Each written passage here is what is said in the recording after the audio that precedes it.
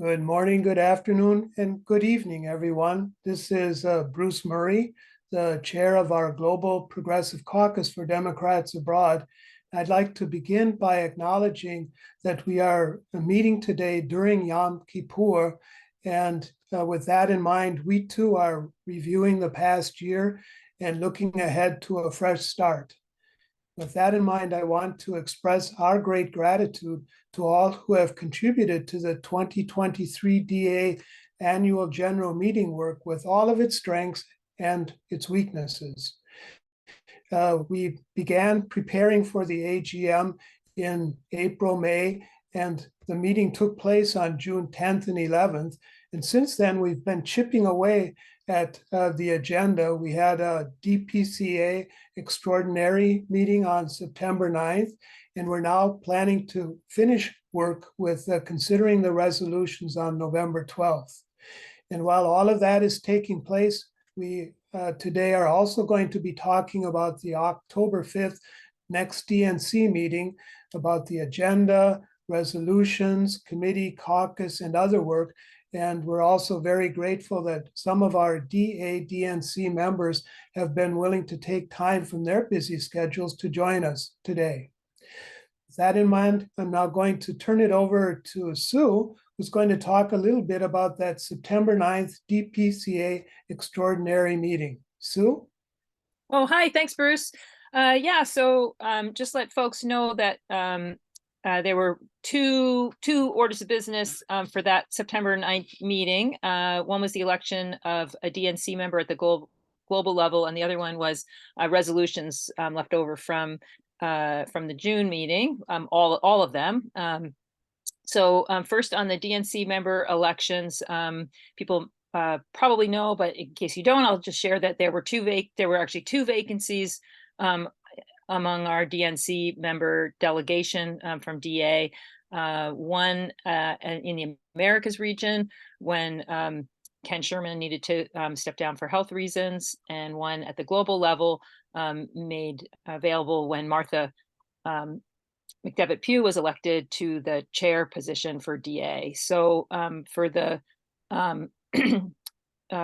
charter provides guidance around how replacements are handled in those situations, and it stipulates appointment of a replacement and then sort of ratification of that position with a floor vote, with floor nominations at the next meeting of either the global DNC global DA voting members, the DPCA voting reps for the global position, or the Americas reps for a regional position. It was run by there was an election run by the executive committee. Unfortunately, there wasn't a nominations or an elections committee. There wasn't a deadline for candidates to declare. There were no organized candidate forums, and there was limited access to voters. But we persevered through that process, and there were two global candidates. As it turns out, one was me, and the other one was Julia Bryan. Julia prevailed, and the vote was 115 to 95, and we're delighted that Julia is joining us today to participate in providing some perspective from our DNC member delegation. There was also the election in the Americas region where there were two candidates, Will Chapman from Mexico and Miguel Madrigal from Costa Rica, and Miguel was elected at that meeting. The DA resolutions were, unfortunately, there were some technical issues primarily that prevented the resolutions from being handled at that extraordinary meeting on September 9th, but there was a motion to postpone or extend that to happen within the next 30 days after the meeting. So sorry, my assistant is helping out today. This is Boo Bostis. It was those resolutions were moved to happen within 90 days of the September 9th meeting. So that's now scheduled for November 12th. And I think Bruce is going to say something about that. I don't know if there's any questions about, hi, Kitty. I don't know if there's any questions about the election. I can say that the proDA worked hard to not, if you're surprised to hear I was a candidate and it wasn't mentioned at any of our meetings, it's because that's not really permitted in Democrats Abroad. We have sort of strict rules around how campaigning is done, and we candidates are not to use like official DA platforms or DA platforms or resources or tools to do any kind of electioneering or campaigning. So that's why you didn't know about it before. Okay, Bruce, did you want to talk about resolutions if there's no questions in the chat? Thanks very much, Sue. It was an energetic campaign season, Julia, wasn't it? I loved getting to be on calls with you. That was really fun, actually. One was at 2 a.m. for me. That was fun. I know that was bad. Yeah. I think on one question I just went, ugh, it's 4 a.m. I can't do this. Anyway, all right. I think everybody understood. That was really clear. Okay, a little bit more about resolutions. I also want to note that I see that Beth is with us, and they have a discussion going on in our DPCA discussion group. And Beth, if at any time you would like to talk maybe for a minute or so about that proposal for discussing more bylaws and charter amendments, which also can often be a part of our annual AGM work, I'm going to suggest just use the star hand up tool, and we'll take it from there. About the DA resolutions, which kind of bounced from June 10th and 11th to September 9th, and now on to November 12th. At our last XCOM meeting, Sue presented some suggestions, and proDA would like to hold an event to review all of the DA draft resolutions and gather feedback from attendees to help DPCA voting representatives understand the perspectives of members. We have asked the DA Global XCOM for a definitive version of the resolutions for us to circulate, as there are a number of anticipated amendments to be brought forward at the meeting. And we will talk a little bit more about proDA highlighted resolutions toward the end of our meeting today. At this point, I'd like to turn it over to Caitlin to talk a little bit more about that October 5th DNC meeting in St. Louis and get us started with our discussion with our guests.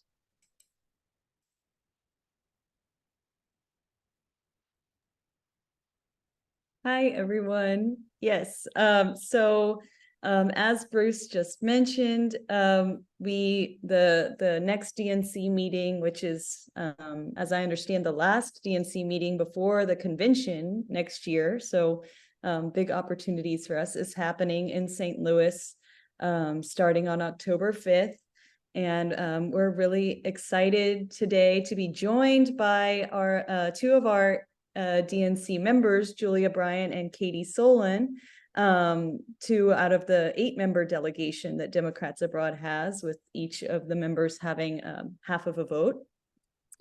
And we also have a statement from Cory Lemke in the AP region, who is a progressive DNC member, which I'll share in a moment. And we're just really excited that Cory has shared with us some things that he's looking forward to, that we have Julia and Katie here live also to share some of their plans and priority objectives and what they're looking forward to. First, I think we should read Cory's statement. I'm sorry, I was prepared, but now I'm scrolling, but maybe we should read Cory's statement first, Bruce. Does that make sense before we turn to Katie? Sure, I can jump in and do that, Caitlin. Okay, great. Thank you. No problem. We did change the order, so you're not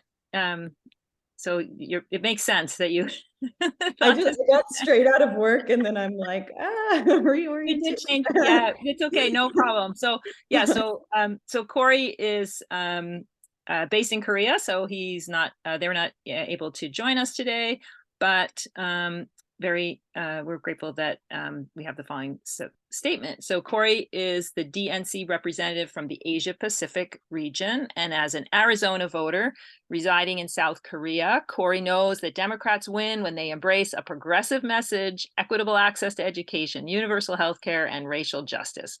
Cory will be attending at the upcoming DNC meeting, the Small Business Council meeting, the Labor Council, and the Environment and Climate Crisis Council, also fist up for that. And Cory will also be attending the Midwest, the Asian American Pacific Islander and Youth Caucus meetings. And Cory is looking forward to attending the Rules and Bylaws Committee, as well as the Resolutions Committee meeting, the Executive Committee, and the Budget meeting. And Cory will be issuing a report for the Asia Pacific region. And I'm just going to add that Cory is also a co-sponsor of one of the resolutions, which we'll be covering resolutions a little bit later in the meeting. That's it from Cory. Thank you, Sue, and sorry about that on my end, but yeah, great. Now we have Julia and Katie here with us. Katie calling in from New Mexico, and Julia from the Czech Republic, but Katie is a DA Germany member. Maybe it would be nice if y'all could just tell us a little bit about, give us an overview of the meeting, of the upcoming meeting agenda, and what your priorities are for that meeting. And then after that, we could discuss draft resolutions. So I don't know, maybe Katie, would you like to go first, or oh, you're pointing to Julia, maybe Julia go first. Okay, so no problem. And so you guys probably know about the wiki part of the DNC part of the wiki that Adrian George maintains, and it has some of the agenda, but I'm also happy to circulate that agenda as well. And for us, the DNC meetings start on Wednesday night. There's registration that everybody can attend, and then you can start meeting with people, which is of course like one of the #1 things we're there for, is to meet and caucus with as many people as possible. And then Thursday morning, really bright and early, is everything kicks off. There's the Small Business Council. That's what Cory is going to be joining. But for us, it's also the Environmental and Climate Crisis Council, which I'm very excited about. I was one of the founding members of that council, and so it's great to be able to be meeting with Michelle Dietrich and working with her again on that. So that's very exciting. That's first thing on Thursday. So we will be, again, right after that, it's a Resolutions Committee meeting. Now, Resolutions Committee meetings, that's where this big group of people who have been appointed to the Resolutions Committee, they meet and they go over the resolutions that have been circulated. They were just circulated with the 14-day notice. And I think we'll be talking about those later on. And that's quite, there's some really interesting stuff in the resolutions. You'll notice that a lot of them start with, we'll get into those details later. The big question is how many of those resolutions we'll get through. That's, they have that same issue that we have with timing. And so it's always a question is how far down the road we get with those. In terms of the, there's an Interfaith Council as well, and then Disability Caucus, Labor Council. There's a huge group of what we've done, because we have 8 of us. It's wonderful. We're able to divide and conquer. So throughout these meeting days, we'll be dividing up into these different caucuses, these different councils, making sure we cover as many as possible. And then we have 2 people per region. So I'm in the South and Katie's in the West, and you've heard Cory's in the Midwest. And there's at least 2 of us per region. And so all the regions will be covered while we're there, which is great. And during those regional meetings, we usually have a chance to stand up and say a little bit about Democrats abroad in our state party. Everybody gets in a big row and in a queue and stands up and speaks about what's happening. So we'll be doing that as well, highlighting how we can work with each state party to help them get out the vote. And that's a really important part about what we do, because a lot of times there'll be many new people who have no idea about Democrats abroad, and we'll be very fresh and new to them. They'll be like, oh, I did not know that people from my state can vote back here. They have really no idea. So a really important part of what we do is make sure they are informed of that. And you know, we try to be as loud as possible at all the general meetings as well. We try to remind the speakers that when they talk about 50 states, that there are really 57 states, and that Democrats Abroad is one of them. So we're loud and boisterous to make sure that that fact is heard. Sometimes it feels like there's a lot more than just 8 of us because we're so noisy, but that's a very good thing. And then you know, and one thing I just wanted to mention to everybody is if you're interested in are there, it's really wonderful to have you join in. Sue has been an amazing participant in many DNC meetings, and she's really well known as a result of that. She's great because, you know, she stands in, you know, it's like having many ambassadors where we divide and conquer, and the more DA people who are there, the better for getting our messages out, I think. In terms of, I think this is, I've been talking to Larry Cohen and a couple of other people. Larry will not be there. He said there's nothing on the agenda that's going to be covering the reforms, so he's not going to be present. But just so everybody knows, I have invited him to go to, he'll be in Paris at the end of October. So I've just invited him to go to the EMEA regional meeting. We'll see if that happens. It would be amazing if he could. So that would be exciting. But he's not going to be attending the St. Louis meeting at the moment. And yes, Larry Cohen is the chair of Our Revolution. He also is a great partner for the DNC members for party modernization. I have just joined it, and I've been emailing back and forth with Larry. He doesn't have updated, he hasn't sent me information yet, but he said he's going to be keeping me up to date on what the group is doing and making sure that, you know, everybody is on board and understands what the next steps are. So with that, I'll hand it over to Katie. Oh, I mean, there's a lot more to talk about, but I don't want to talk too much. So go ahead, Katie. I'll try to be brief too, so that we can take your questions and talk about what you think is interesting.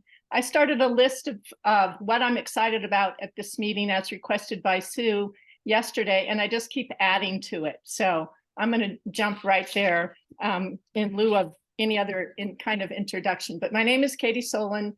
I live in Germany. I vote in Arizona. I'm sorry I didn't have that flag to wave when Cory's Arizona was mentioned. I am where I grew up right now, thus the Kachina doll in Albuquerque, New Mexico. I'm most excited about the Thursday, Friday activity before the general session, when we're in caucuses and the councils. Those are smaller groups. You have a better opportunity to talk with the people that are there. And in almost every one of them, we have a chance to raise our hand and talk about our perspective in that area, or better, our activity in that area, or even better, our potential in that area.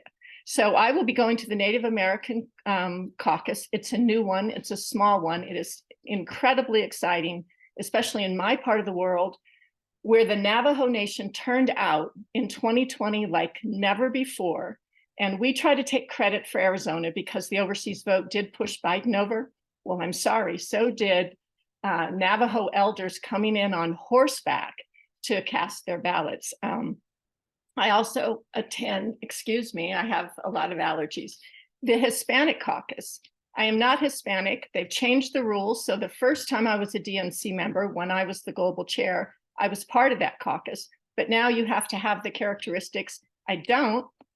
I live in this part of the country. I've lived in Central America and traveled all over Mexico and South America, and I speak Spanish. So I like to be there. But the main reason I like to be there is because of Mexico in particular and Democrats abroad, where we may have 1.5 million American citizens who could absolutely change elections in the US. And we need to better work ourselves in Mexico, but with the Democratic parties and the activist groups all along the border, because so many of those people, 500,000, live along the border. So I'm, of course, excited about the Hispanic caucus. Also, the Veterans and Military Affairs, or Military Families, sorry, where we've had really good relations with Democrats abroad for some time. And we know that we have military overseas, but we also have a lot of veterans and their families and shared concerns there. The Disabilities Caucus is new. and it's run by a fantastic person who I think is also either running for Senate or Congress, so we may lose her.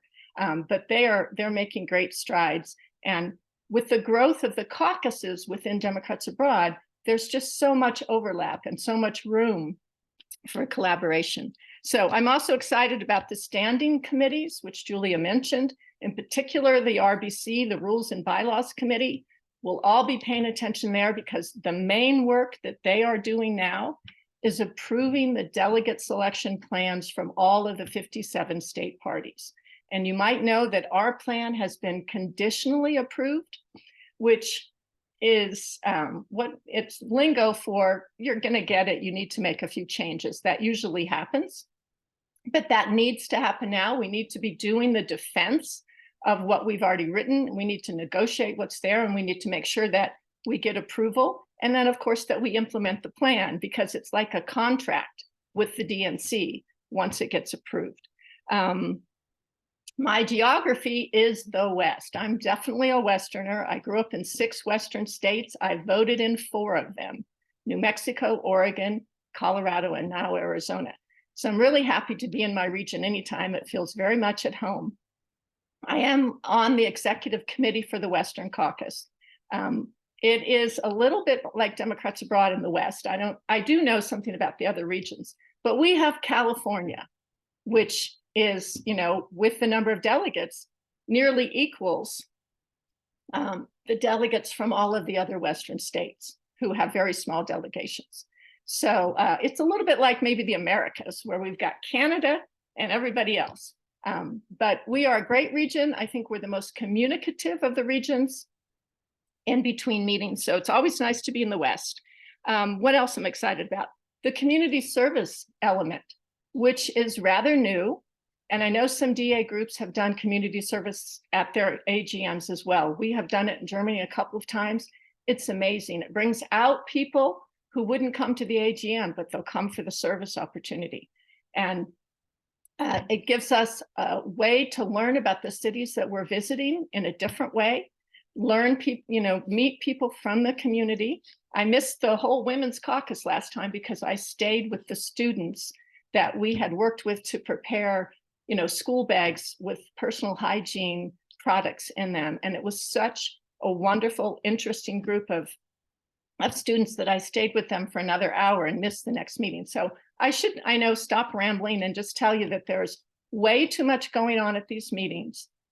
And we cannot do it all, but we certainly try, the 8 of us. We are bopping from meeting to meeting. But I will say one more thing that I'm excited about. I'll skip some of the things that maybe are not that exciting, but there are 2 more.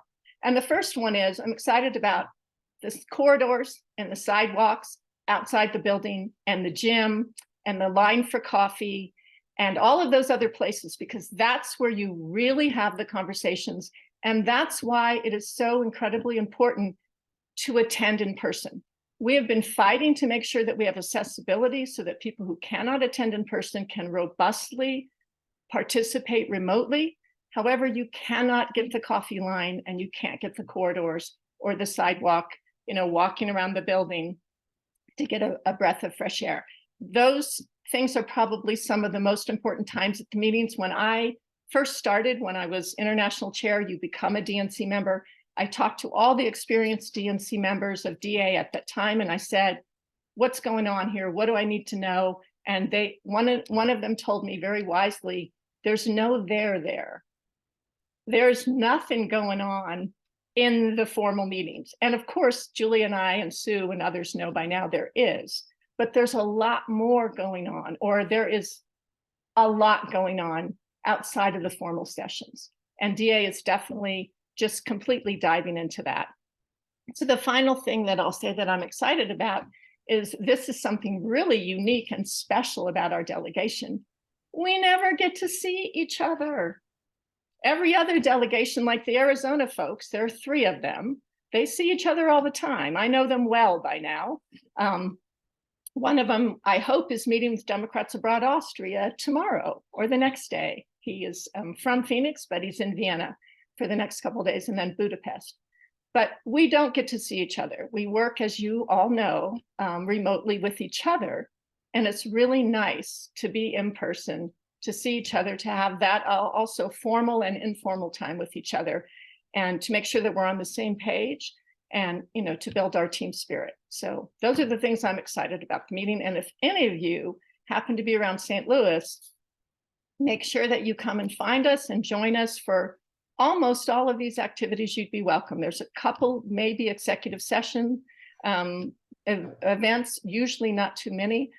These meetings are open to the public, and you would be more than welcome. And we'd love to have our delegation increase in size. So it's short notice for this one, but think about the next one.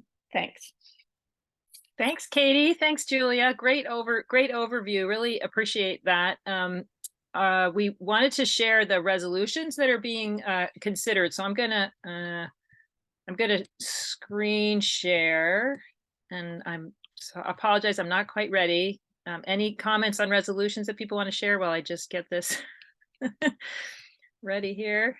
Should I answer the question that Bruce had in the chat about RCV, ranked choice voting? Oh, sure. Okay, so just Bruce, so basically the DNC decided that any state party that did not run RCV for their primaries in 2020 could not do it in 2024, with the exception of the states that had legislation that required it, which I think is Maine. Thank you. Also, Absolutely. I see that Beth Landry has a star hand up. Beth, would you like to chime in now or wait? Thank you, Bruce. I was reminded about something. Thank you to everyone, to Julia and Katie and everybody who's talked about all of the upcoming things when it comes to the meeting happening in a couple of weeks and so forth. But one of the last things Katie said reminded me. She said, you know, everyone's welcome to attend these meetings by and large, except for a handful of things that are, you know, restricted. It would be excellent, I think, and I'm interested to hear thoughts from others about having those dates and times posted on our website. I'm not talking about behind the login on the wiki. I'm talking about posted on a DNC page on our website, so people who are interested can plan in advance. And for someone like myself who is limited means and would have to actually save money to do something like that, and would have the need to plan the most in advance to do that, can those be posted so people know about the next 2, 3, 4 meetings that are happening? In German, we would say "Jein" or something, I think. Until the end, Beth, I was nodding yes. Excellent idea. We should get the next meetings posted, but we don't know. We do not know 3 or 4 in advance. And it used to be, when I was a DNC member the first time from 13 to 17, it was sometimes only a few weeks or a month before that we would find out. There was clamoring for people in, you know, the deciders at the DNC to tell us with more advance notice. They didn't. I don't know if they didn't know themselves. Since Jamie Harrison became chair, much better organization on a lot of fronts, but one of them is we normally have a couple of months, and sometimes up to 5 or 6 months. It seems like we've known about St. Louis for about 6 months, probably 4 or 5 at least. So good idea, Beth. We'll get it up on the website, and we should have a section on the website. I think that's probably a general feeling that's not behind that password barrier. But we don't end up knowing that, you know, that far in advance, not 3 or 4 meetings. And now we don't have another one until the convention, but we'll bring that back to the team. I think it's a very good idea. Let's get more up on the website, including dates of the meeting. And then Julia might want to add something, but I'll also say, you know, these meetings can be done cheaper than some of the people that go to them. I'm definitely very experienced. Well, being the 7th of 8 kids, I can sleep on any sofa or floor anyway, but I'm not often in the conference hotel unless I'm sharing a room with people. But there are ways that you can attend these meetings and do it on the cheap. And that's so, right. Yeah, I mean, I've slept in, I usually sleep in a room with 4 people. Yeah. So usually we sleep in a room with 4 people, and I often split entrees because American entrees are so huge. So it's quite easy to do that. and make it cheaper. Yep, and with Airbnb, I mean, that are other options like that. It makes it, that's also really usually possible too. So, but that's a really good idea, Beth. All right, super. I'm going to jump in on resolutions, if that's okay with everyone. Someone let me know if there's stuff in the chat I need to pay attention to. And I'm going to invite folks to jump in if with comments as we go through these. It may not work for us to just unmute and to make remarks, but we'll give a try. And maybe if that doesn't work, someone can keep track in the queue and just interrupt me so that I don't do too long a monologue on this. Just in terms of the context, at the DNC, resolutions are submitted obviously in advance, and then the resolutions committee, which I believe is appointed, but maybe elected as a slate. I don't, maybe Julia or Katie know, are any of them elected? The resolutions committee? No, No. they are Okay. all chair of the DNC appointees. Right, and then there's probably a rubber stamp vote at some Yeah. point with I the was DNC about to members say saying, there may be a rubber stamp vote by the Right. XCOM, Right. but it's definitely rubber stamp. And Yeah, so Sue, yep. excuse me, am I spotlighted only for me? And if I am, if not, no, someone else remove it. no, I want to see other people besides me when I look. no, I spotlighted you, and then, okay, I took it off. Thank you, Katie. Alrighty. So yeah, so the resolutions committee will have a meeting and review these, and they will, I believe they will likely get through all of them. They will not run out of time. They will just take the time to review them, and they will decide up or down whether they go to the full body, and then the full body of the DNC will receive the recommendations from the resolutions committee. There will probably be amendments to some of these. There's a great member of the resolutions committee who adds some element related to labor to any resolution where that's appropriate, and I'm grateful to her for that. So I think it may be most helpful. Actually, no, I'm going to scroll down to so you can see there's a bunch of resolutions here at the top that are like what we might call substantive, I guess.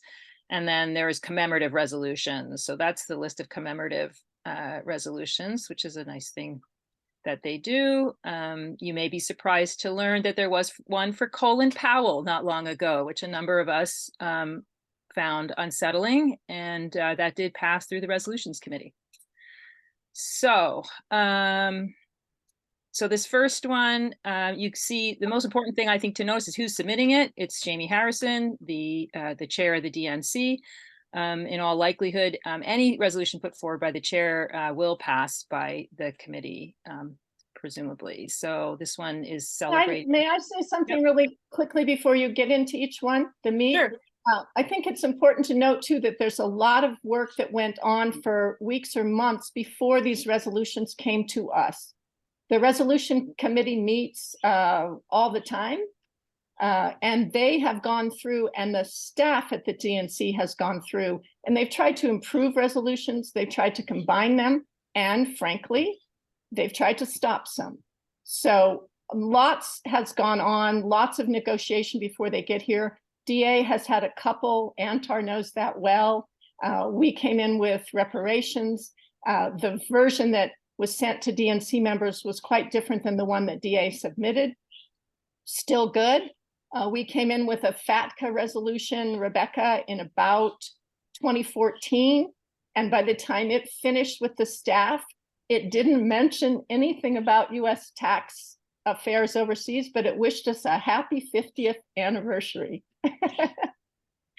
But it was a compromise. 6 months later, we did get a FATCA resolution. So just before we look at each one, to know that a lot has been going on before they get to this version that we see. Thanks.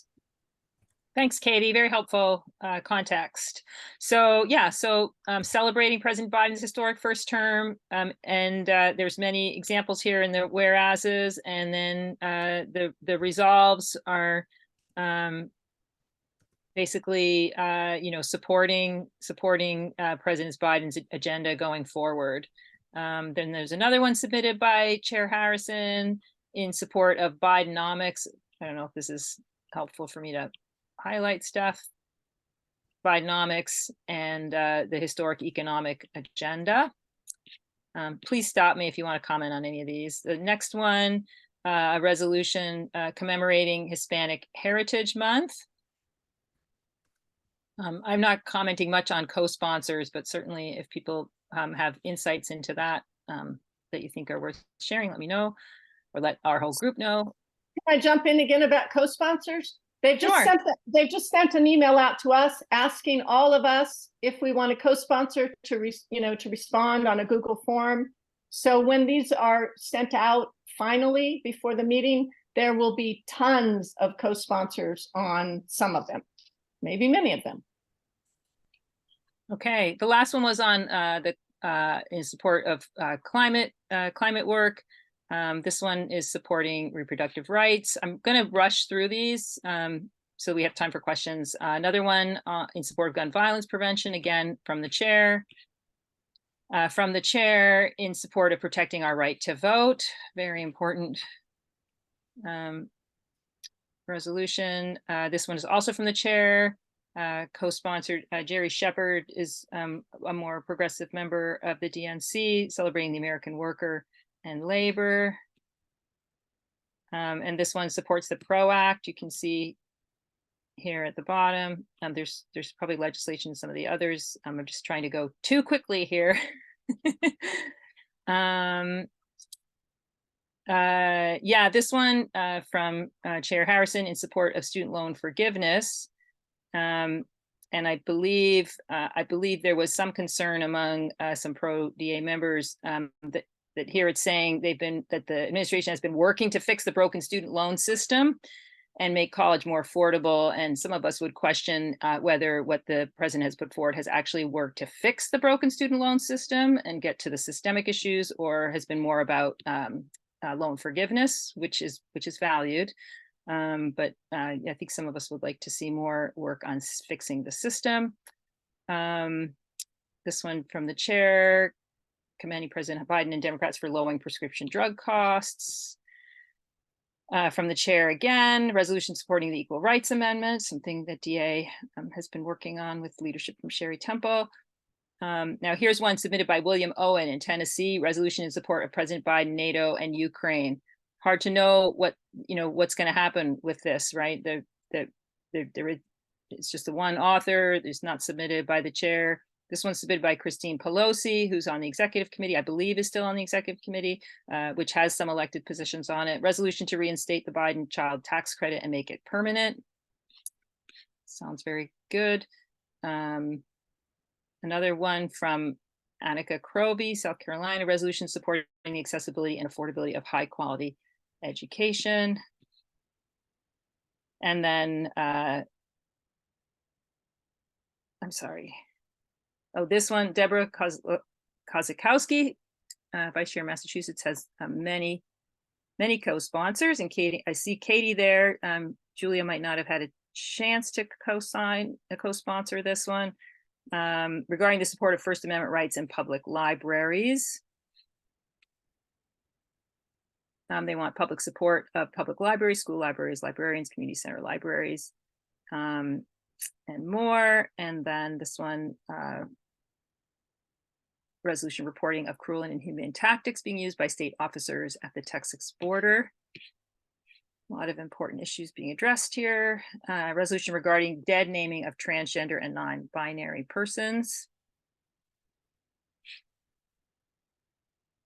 And you can see the results there if you want to review that. And then there's one submitted by Jerry Shepard, who I mentioned earlier, and a co-sponsor here, Cory Lemke, who represents us from DA and submitted his statement earlier.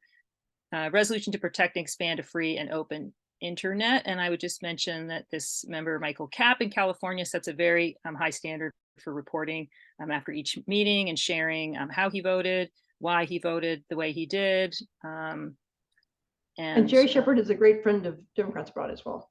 So she's the person who's the head of who wrote that resolution. I'm actually staying with her, rooming with her. So Oh, nice.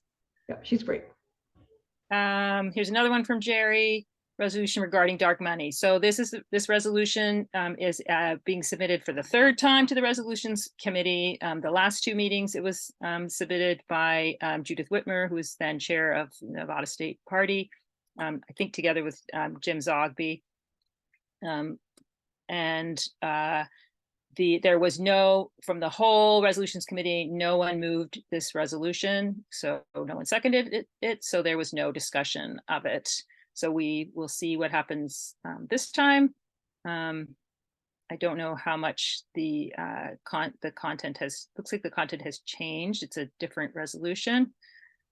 And the resolves are slightly different. Work on any and all proposed constitutional amendments that will go beyond merely overturning Citizens United, limit private financing from federal elections. So the previous one had to do with dark money contributions in Democratic Party primaries. So this one is definitely different. And she's reaching out to Resolution Committee members just as an update on that resolution and trying to see what she can do. She says she doesn't know what's going to happen with it, but so I talked to her about it earlier as soon as I saw that. Oh, interesting. Yeah, I read an interesting article recently that the Congressional Black Caucus kind of has a challenge that some of their incumbents are being now challenged with support from some right-wing groups, and so the Black Caucus and many others have tight connections with them, and so they're trying to figure. There's a little bit of a challenge as to how they're going to deal with that, since the Congressional Black Caucus wants to always support incumbents as much as possible. So here's one from Jim Zogby, who I mentioned before: resolution celebrating the 30th anniversary of the establishment of the National Democratic Ethnic Coordinating Committee, reaffirming its goals. Resolution to eliminate child marriage, submitted by a number of members, honoring the life and career of. Okay, so now it's going to be a lot of the commemorative resolutions, so we don't need to go through those. Okay, so that's an update on that. And is there anything anybody wanted to share about any of these resolutions? Well, would open it up to anyone, not just our guest DNC members. And I'm going to credit Beth Landry for my comment about fixing the system, because that was something that Beth and I had a little conversation about. The student loan resolution. All righty, so it looks like I can stop my share. And did we have questions for folks from folks for Katie and Julia? Thanks, Sue. We're looking now for audience questions first, and Caitlin is ready to moderate this part of the discussion. And as she will say, we also have some prepared questions that we're ready to ask, also to get the ball rolling if the audience is thinking about what questions they might like to ask.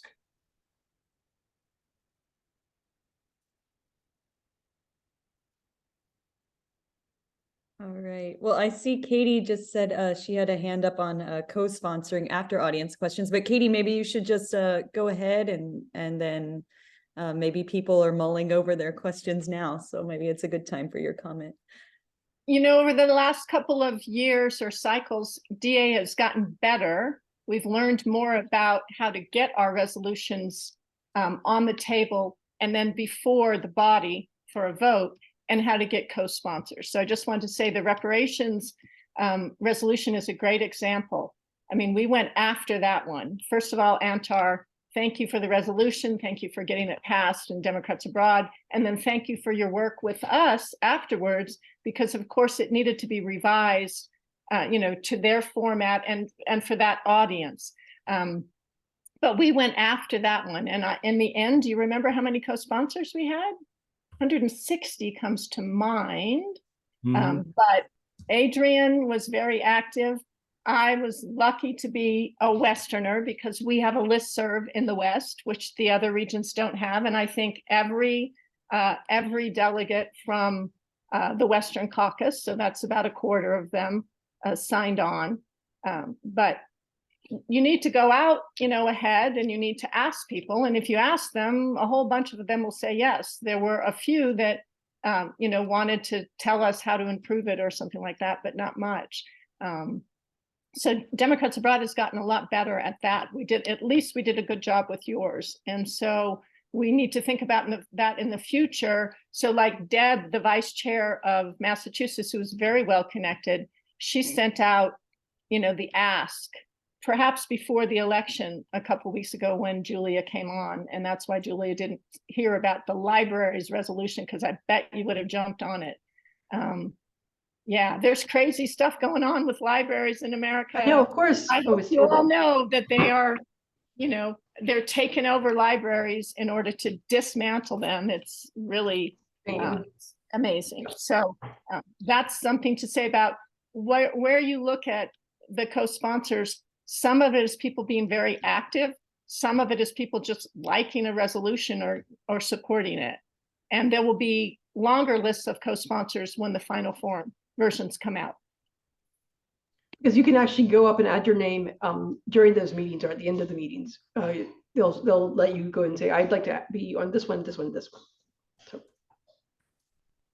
So the other thing I guess we can say is you're not seeing a whole bunch of fighting about resolutions, right? By the time they get here, it's just people signing on.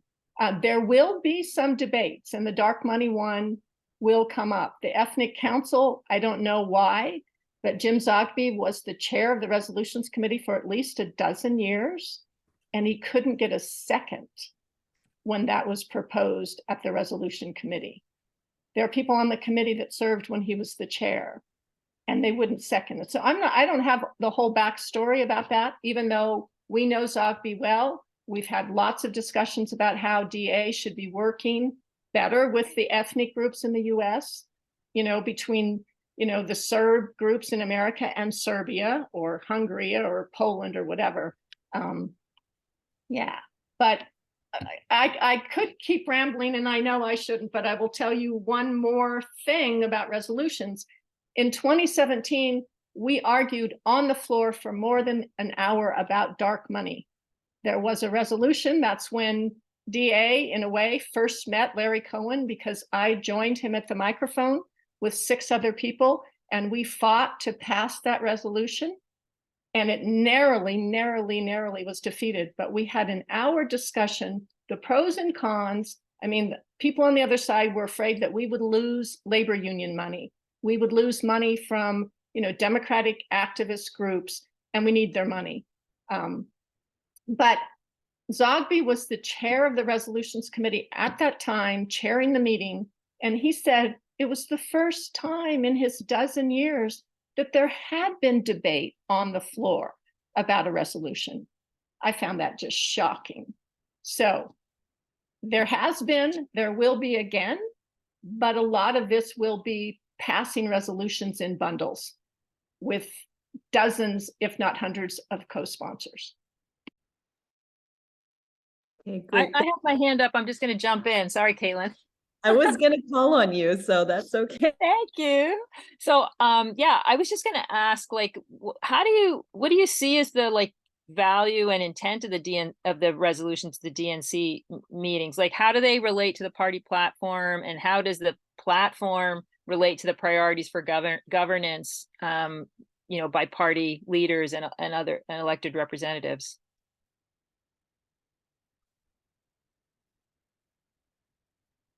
Anybody want to take that one? Yeah, I mean, the platform is something that's something that, a goalpost, a guideline that you can hold up to your candidates and say, hey, are you paying attention to this? So I think it's a really important thing for us all to be putting together. And the platform, I think it can be guided by the resolutions, and they often are.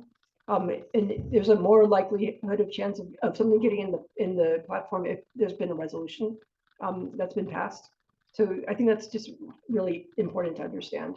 And I think looking at this list of resolutions, to me, that a lot of this is signposting, like, oh, Biden's doing a great job, Biden's doing a great job. That's not going to get necessarily into the platform. I mean, but the other things are going to be like the ERA, et cetera.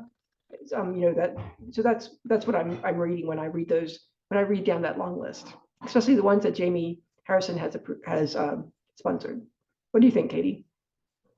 I agree, and I think that it's similar to resolutions in Democrats Abroad. It's this is an opportunity for us to talk about what we believe in, what we're willing to fight for in the years in between when we pass a platform.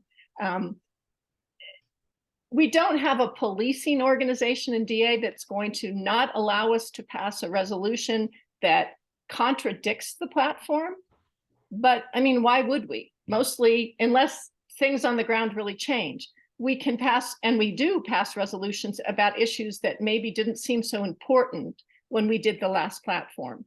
And I think in both cases, passing resolutions and passing a strong platform is important to tell the world and to tell voters in America, this is what we stand for. This is what we're willing to fight for. And in both cases, I hope and I expect that it will convince people to vote with us, for us and with us. I mean, for me, it comes down to that. All of these things that we believe in, that we're willing to fight for, none of them can happen if we do not win elections at every level, including school boards and everything that's up this November. So it all comes back to, does this help us get more voters? Do any of these things help us get more voters, help us to define things that voters will make a decision that will mean that all these things that we care about, we can actually make progress on? Great. Yeah, the queue is now forming, so I think people are inspired by what y'all are saying. Beth, would you like to go next? Thanks, Caitlin.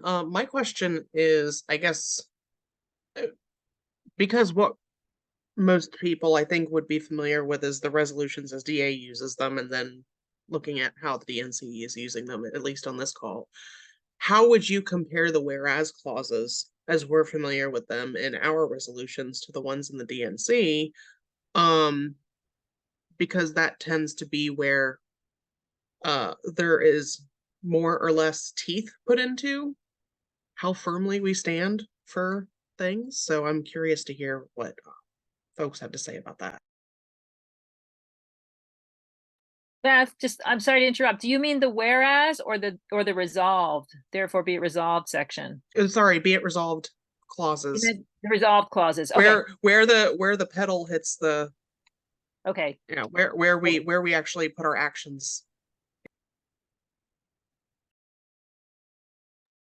I have thoughts, Julia, but you want to go ahead? No, go ahead. Go ahead. You should. No, you go. I'm from the family of 10. I'm the one elbowing my way at the dinner table. You go ahead. Well, I mean, I think our resolutions committee has gotten really good at helping our resolutions authors figure out things that are actually possible for DA to do, and somewhat meaningful as well. I sometimes think the DNC's therefores are not so, they're more like blanket statements, and whereas what we see in our resolutions are some concrete actions, and I think that's really important. Something that our resolutions should have concrete actions. It's better than just saying this is our blanket statement.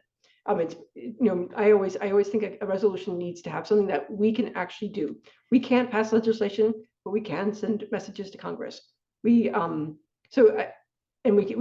say we need to take this to the DNC. We need to do X, Y, and Z. I think it's a really useful thing that our resolutions have steered towards in the last few years. So that's how I see the difference. Yeah, and I would add to that sometimes it's frustrating the toothlessness resolution, because we do really concentrate on concrete actions that we can take, but many of the resolutions, I've served on the resolutions committee a few times in Democrats Abroad, they come in and people want us to do more.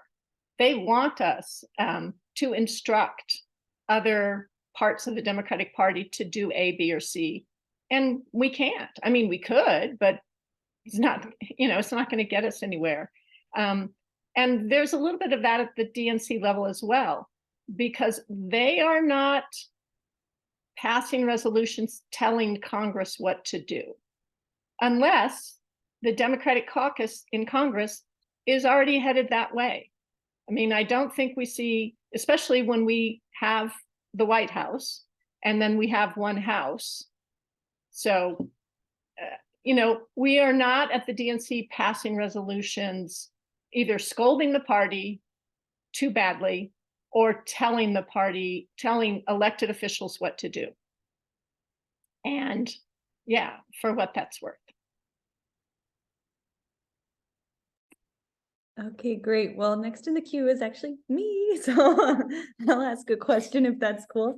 Yeah, I'm curious also because Katie, you just mentioned how the resolutions, you see a value of the resolutions being, that it can help set the priorities and signal to elected officials what, what our values are essentially, or what the party's values are.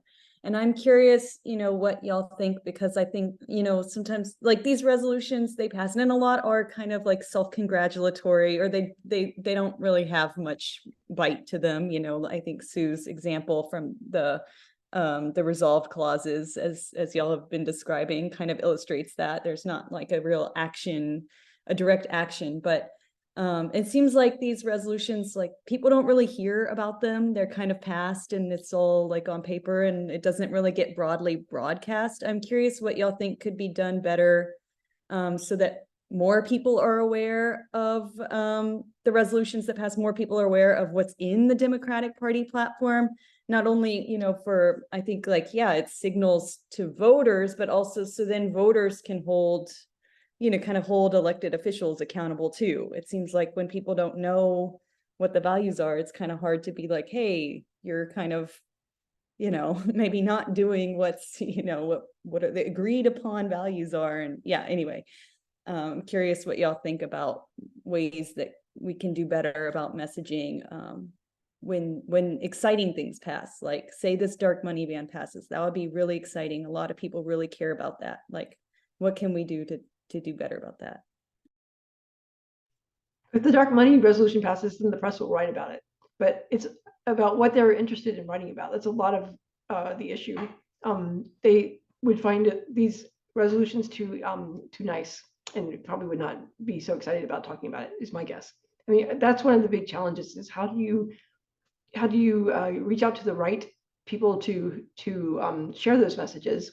And a lot of it is about the media is not going to do it necessarily. So I think it's about making sure that there's more, maybe influencers who are interested in these points, who come in and who are aware of this, and you can share that on their channels. That's probably more likely. I don't know. I mean, I'm really just brainstorming, frankly, because again, it's hard to share a message unless you have a big channel for it. And so you have to look at where the channels are and what's going to encourage people to put that messaging on those channels. Right. The other thing we've talked about earlier when Beth first asked the question is, we could be getting more on our website. On the other hand, really, people are going, but there are a lot more people not going to our website. The DNC could do that with their own communication tools, their website, and they're on social media. They could be highlighting these resolutions after they pass, whichever one's passed.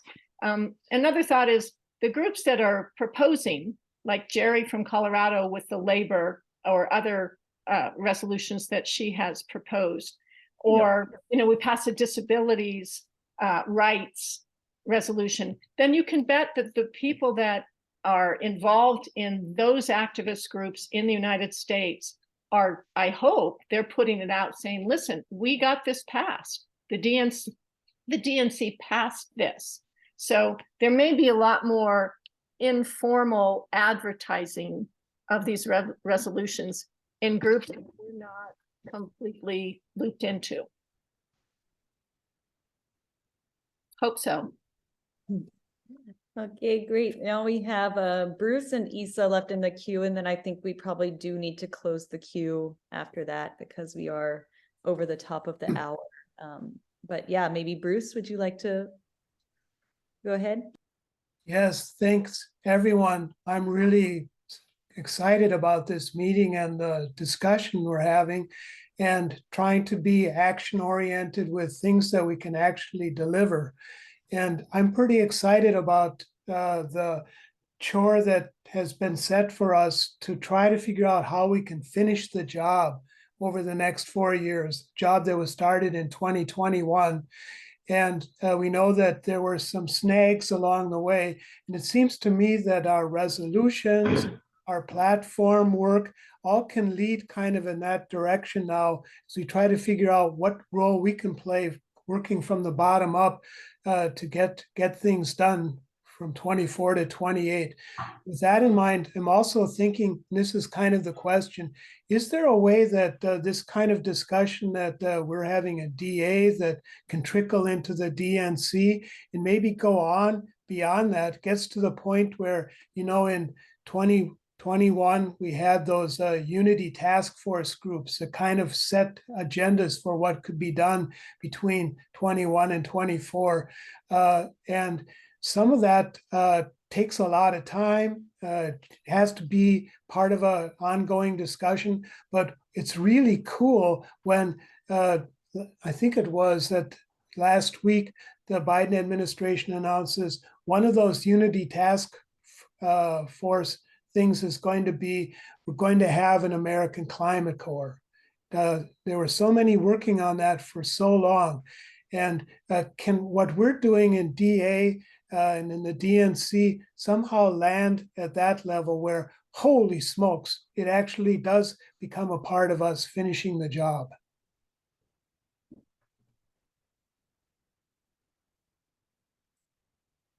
I'm really digging Julia and Katie responding to questions, and I hope someone's willing to take that one too.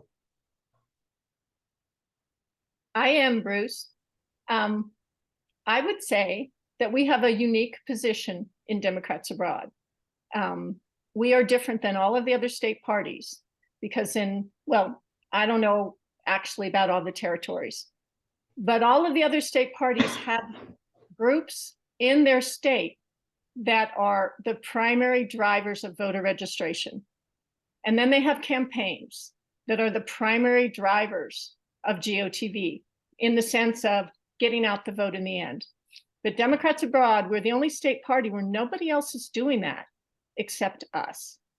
And so, you know, there are other important things going on in the world, like a climate corps and other important activism around the environment and climate change. But for me, I'm coming up on my 20-year anniversary, Bruce, you know that, because we were born in DA together in December 2003 as founding members of Democrats Abroad Austria. It comes back to us finding more of those 80 or 85% of the Americans overseas who do not vote and getting them to vote. I just really think it is our core mission, and it's nobody else is doing it.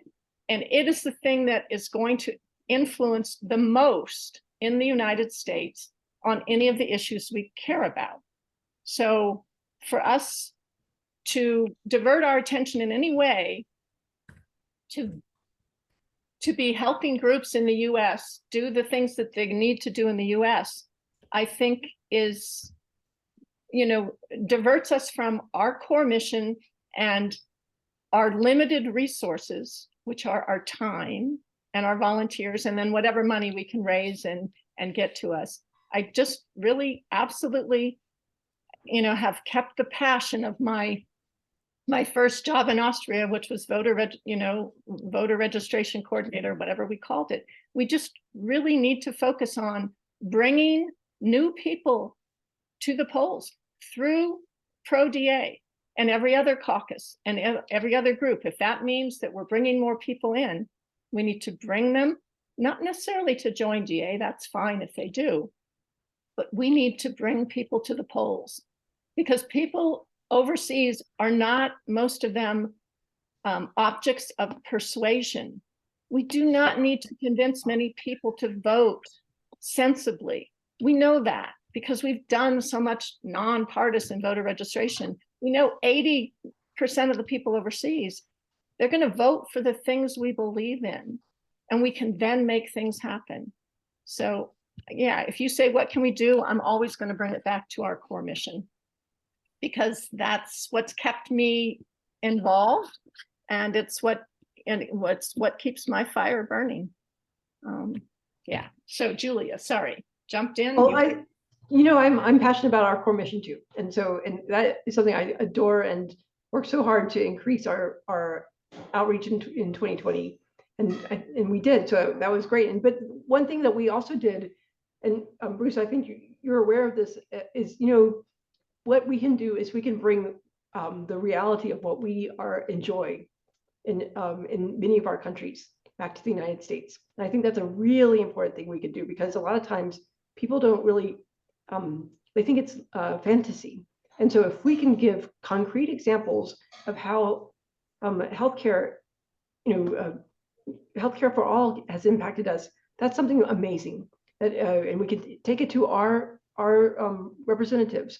And just like what we've done, by telling our stories to representatives in Congress, that has made a big difference. When their constituents talk to them about how they've been impacted, it makes a huge, huge difference to these representatives. And that's what I would say is where we can really offer a lot of additional oomph. And that's what I would encourage. And, like we've done that in taxation, we did that a bit with healthcare. I think we could do it even more. It's all about what legislation is up and how we can be useful in that way. But when there is good legislation, I think we could be very much engaged in getting our constituents in front of their representatives and having them tell their stories so they can really see how it can work. I have a new healthcare story right here. And I know, I saw your arm, I'm sorry. And this Thursday in DA Austria, proDA is going to be taking pizza into the discussion with our next progressive pizza meeting.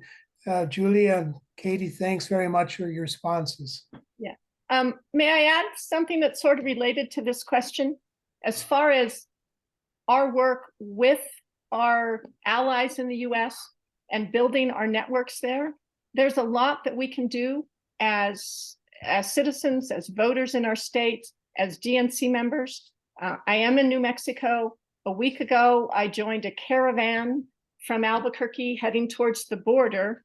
I pulled off, I will say, after a few miles because I had to do some other things, but it was the kickoff event for Gabe Vasquez re-election.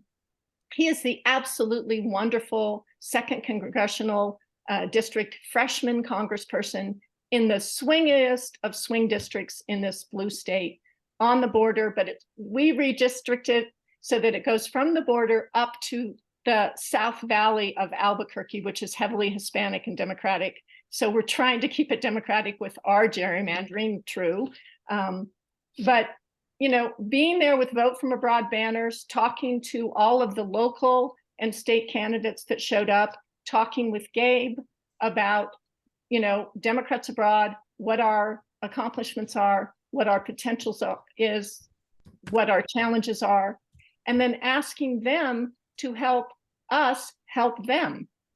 So I had a number of great conversations with the chair of the Vets and Military Family Caucus here, who wants to work with our caucus, with the woman who's founding a disabilities caucus, who wants to work with our disability caucus, and with all of them. And then I passed by the New Mexico Democratic Party headquarters in the middle of the week.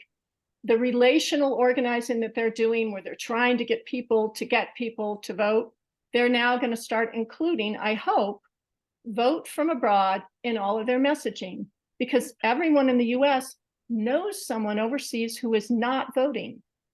And so for us to work in that way with groups here on the things that we all care about, to turn out more overseas voters who will support them in New Mexico, help them win state and local races, and help us keep that 2nd congressional seat, 2nd district congressional seat.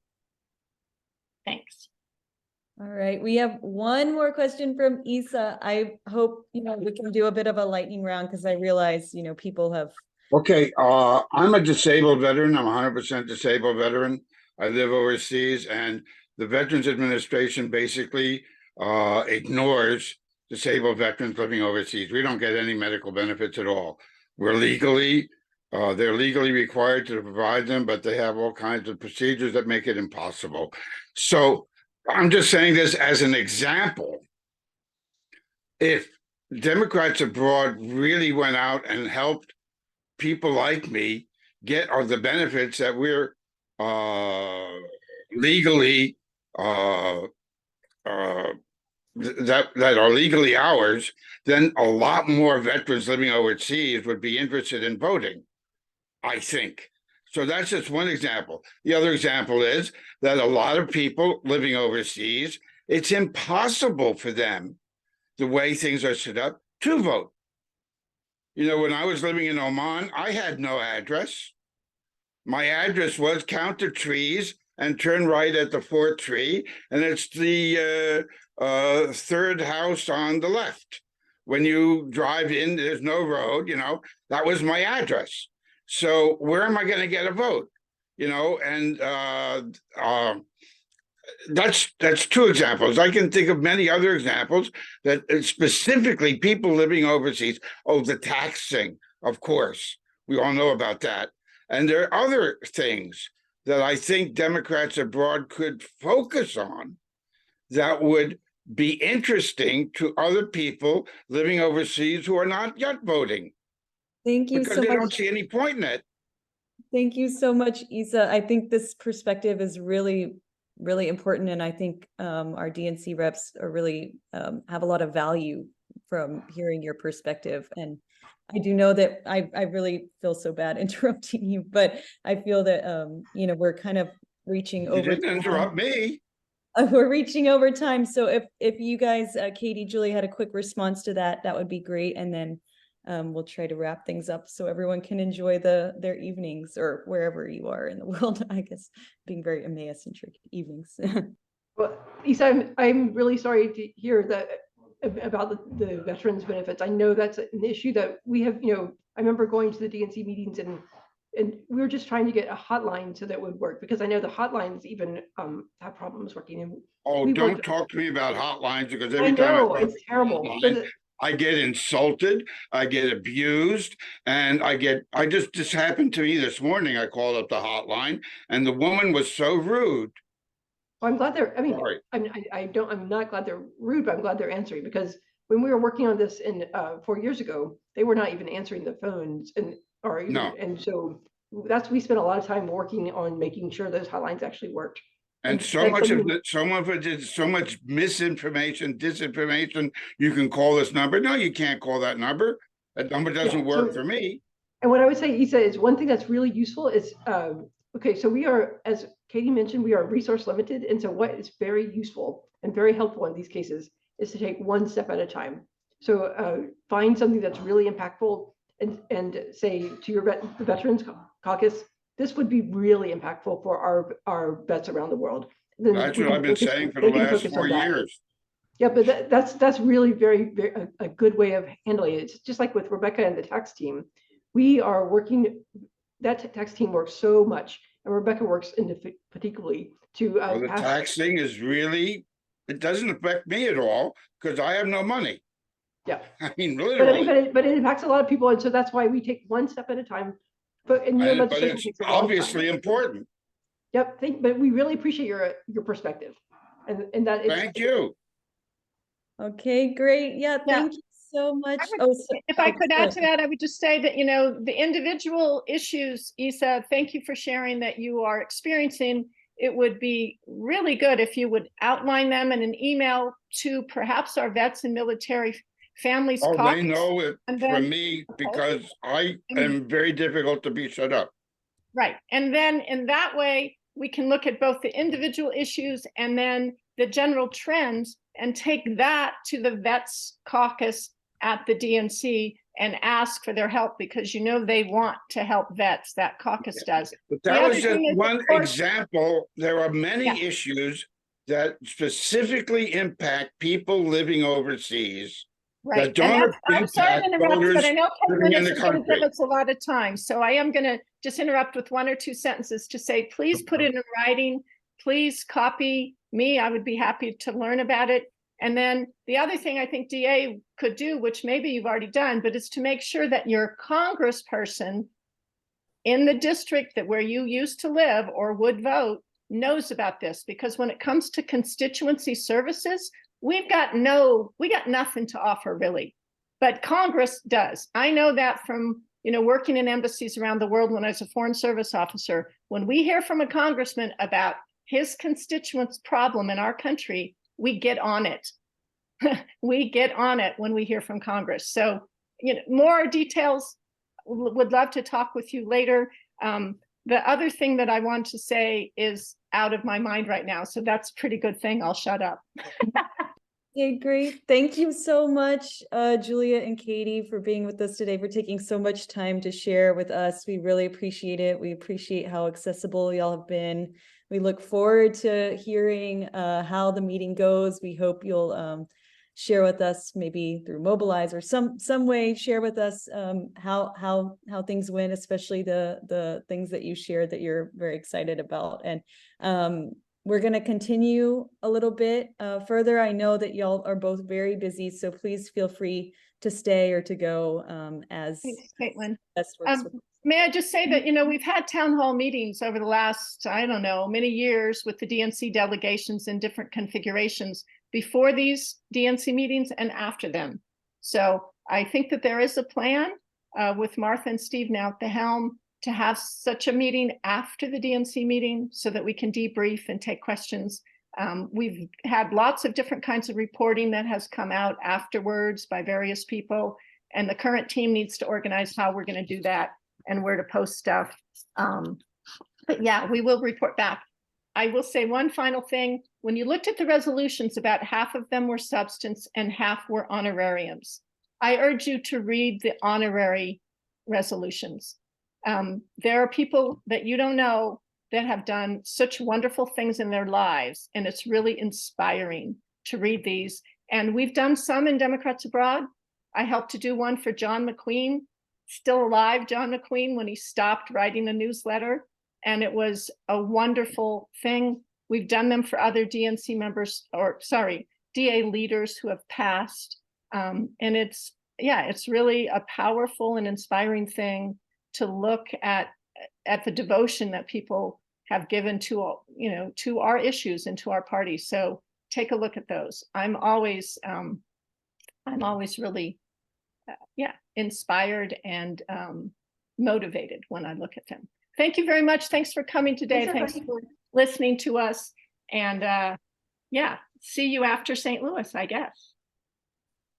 Great. Yeah, thank you so much. Now we'd really like to invite Beth. Beth, if you want to share a few words about the discussion group that you are involved in, hopefully starting up. Thank you for giving me a minute to mention it. I don't want to take up too much time because I already see people are hopping off. So yeah, there was a message in both the DPCA and the discussion group channels on Mobilize. So if you are not on either of them, I can put my email into the chat and I can send you what was sent around.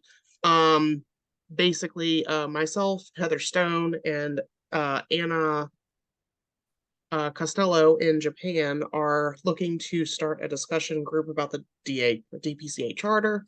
There are two meeting, it's the same date, but 2 times, because I definitely appreciate, all of us appreciate having a variety of times where people can participate in accessibility. On Sunday, October 15th at 2 a.m. DC time and 11 a.m. DC time. So, yeah, just it's been a long time since we've formally discussed it. This is not a formal discussion, but you'd be surprised how many opinions people do have about it. And so we want to gather and discuss it. And that's what it is. I'll put my email in the chat. Thanks very much for doing that on such short notice. We think it's a great idea to have this kind of grassroots discussion taking place on a variety of issues. And we agree that although we do have a charter and we do have bylaws, they're really living documents. And it's good for us to offer input for them to keep developing and get better as conditions change. I want to thank everyone for participating. What I think is a really, really good exchange of points of view about that DPCA Extraordinary Meeting in September, heading towards November 12th, when we'll get a chance to consider the resolutions. Look for more information about how we would like to contribute to that discussion before November 12th. And I want to turn it back to Caitlin, who has expressed willingness to share some of the announcements about some of the great things proDA has on deck, not only proDA, but other great people. I want to ensure that we also give Mohammed an opportunity to talk about what's coming up with the Global Youth Caucus in Antar with RTF. Okay, great. I'll try to be really fast. We talked about student loan justice today. We know this is a priority issue for many people. And something that one of our members in Canada brought to the attention of the global body is that federal student loans for every American studying at a university outside of the US are at risk. After COVID-related exemption expired in June 2023, American students studying at foreign institutions are no longer eligible for federal student aid if their program of study offers any online classes or courses with online components, even if the students don't take those classes. And there's a bipartisan bill in the Senate, the Providing Distance Education for Foreign Institutions Act. I'll post the link in a moment, that would rectify the issue, but it needs to be passed as soon as possible before students start losing their federal aid. And this Democrats Abroad member, Jacob Wasoki, I do apologize if I'm mispronouncing his last name, but he's created a really useful advocacy guide, which I'll also post the link to, so you can speak out in support of this legislation. So I'm going to drop those links in the chat. Now, it's a bit hard while I'm talking, but yes. I put them in the chat, Caitlin. They're already there. Thank you, Sue. That's super helpful. Okay, great. Yeah, and then of course also we talked a lot today about GOTV and the need to boost voter turnout. And so if you're a voter in Kentucky, Louisiana, Mississippi, New Jersey, Ohio, Pennsylvania, Rhode Island, Utah, or Virginia, it's time now to request your absentee ballot from votefromabroad.org. So you can make sure that your voice is heard in these critical upcoming elections. And if you've already requested your ballot, good job. Now you can help other people do the same thing. And Democrats Abroad has some voter assistance trainings that you can take to feel prepared to help out and help make sure we win. And also our taxation task force, Rebecca was on earlier today. But they have legislation in Congress now, HR 5432. It's a very easy number, actually. The Tax Simplification for Americans Abroad Act, which would improve the lives of Americans abroad, including low and middle income earners. And they have also created an advocacy guide. So if this is an issue you feel strongly about, please do check out ways that you can support this legislation. And now I'll turn it to Antar, right next to me. Yes. So what I wanted to just briefly report on very, very quick is one of the latest big developments in reparative justice advocacy within the United States. The state of New Jersey has, through non-legislative means, now become host to the next state level task force. So this was a joint effort by various different grassroots organizations within the state of New Jersey after trying to get their New Jersey reparations bill put onto the state assembly floor. and having it stonewalled, grassroots organizations decided to take matters into their own hands. They've established the New Jersey Reparations Council. Now, this council is going to quantify and study the effects of statewide policy in creating intergenerational damage over time. What they're looking for now is they're looking to speak to the actual stakeholders, New Jerseyans, both here and abroad, who have suffered, who have fell victim to state level policy that has impacted housing, education, healthcare, property ownership, and so on. If you know anybody from New Jersey who has suffered from these kind of policies, or who you believe might be tangentially impacted by those previous state level policies, please, I implore you to follow the link now in the chat box and let them sign up to be party and witness to these meetings and to give what is very much needed as testimony. They need testimony in order to build the case, in order to understand how this damage affects not only New Jerseyans in New Jersey and in the United States, but New Jerseyans all around the world. So please let your family and friends know if they're from New Jersey, follow that link, and yeah. Great, thank you so much, Antar. And now, Mohammed, would you like to give us an update about what the Youth Caucus has coming up?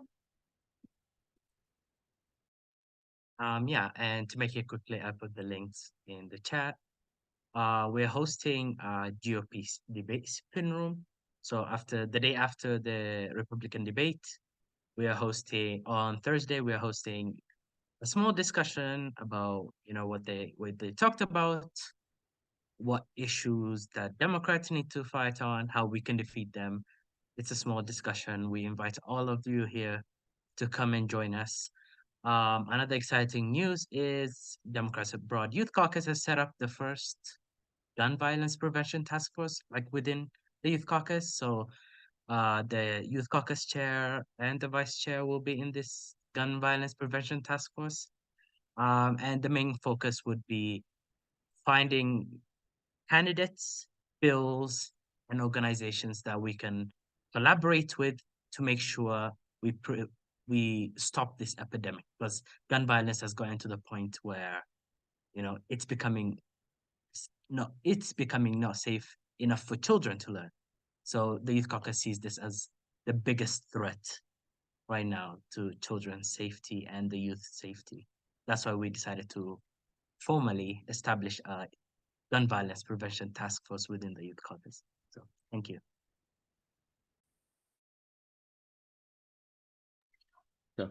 Okay, great. Yeah, thank you so much, Mohammed. That's really, really exciting work that y'all are doing. And in proDA, we did have a survey among our members, actually, and gun violence prevention was one of the top priorities that proDA members identified. So it's really great that y'all are taking the lead on that. And next is me. Oh, right. Okay, great. We also wanted to let y'all know about the next Progressive Caucus monthly members meeting on October 7th. This is going to be on a Saturday afternoon in Maya time, but it's accessible to people all over the world. So we really hope that y'all will come out to learn about exciting priorities and developments in the Progressive Caucus and how you can get involved in issue advocacy areas that you care about, like campaign finance reform, voting rights, reparative justice, labor, many different areas that the Progressive Caucus has been working in, and also how we can boost more Progressive Caucus activities in our different regions and DA. And then Bruce, did you want to wrap things up for us? I'm wrapping, and I want to point out that our monthly Mondays are going to keep moving on through the end of this year. And we're looking at a variety of topics now, including the future of arms control and a future we can really believe in. We're also interested in how we can really progress with our agenda for getting that job finished. And we're talking with leading US electeds to help inspire us to get out the vote and do all of the volunteer work that Democrats abroad does. And please keep an eye on our website and look for our newsletter. And I want to thank everyone again for all of the great work that was put into this event. Stay tuned for the next one. And we hope you have a great rest of your day today and rest of your week.